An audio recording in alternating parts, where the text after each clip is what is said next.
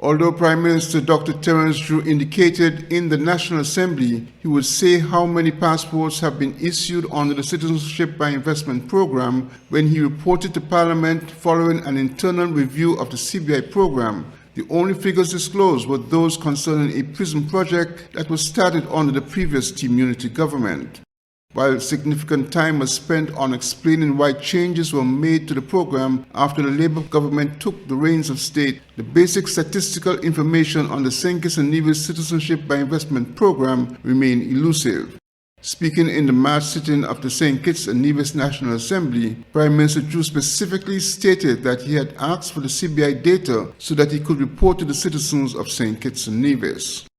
Since taking office on August 6th, 2022, one of our first priorities and my priorities as Minister responsible for immigration and citizenship, national security, as exposed before, was to dig deep into the operations of our CBI unit, which I had been informed prior to taking office needed some significant attention.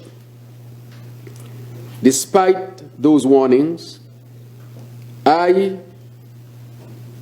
came to recognize what I initially found.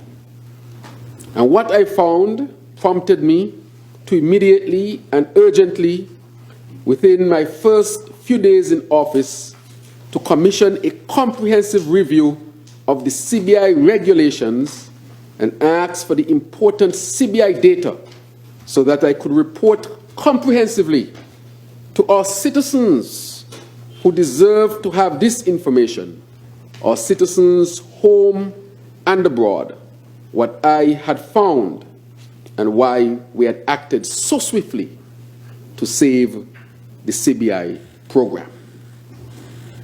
However, in his remaining statement on the CBI program, the only statistical information the Prime Minister spoke of related to a single project. I will tell you how many issuances of passports that we had, how many economic citizens we have, how much cash revenue, which is normally reported in the annual budget or appropriation bill,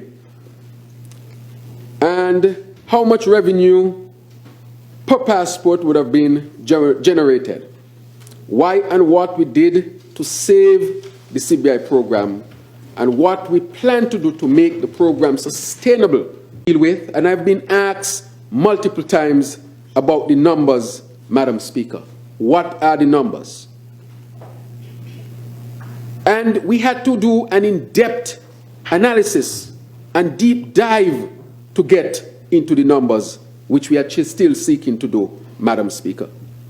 For example, the CBI program, we know that one of the major projects that was approved under the previous administration was a prison project, Madam Speaker.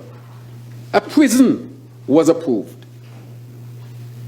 And 5,500 citizenships,